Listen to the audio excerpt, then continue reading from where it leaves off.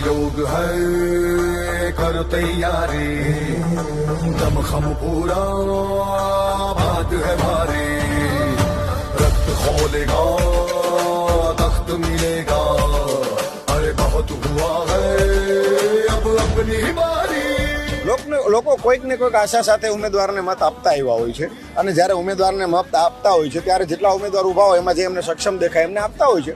બની શકે કે 6 વખતથી ચૈતરભાઈ નહોતા અને મનસુખભાઈ વસાવા જ્યારે લડતા હતા તો સામે એના ટક્કરનો ઉમેદવાર લોકોને નહીં લાગ્યા હોય, પણ આ વખતે લોકોને એમ લાગે છે કે અમે લોકોએ મનોમન નક્કી કરી લીધું છે કે ચૈતરભાઈ જ અમારો સાચો પ્રતિનિધિ છે. મનસુખ દાદાની ઉંમર પણ હવે ઘણી બધી થઈ ગઈ છે.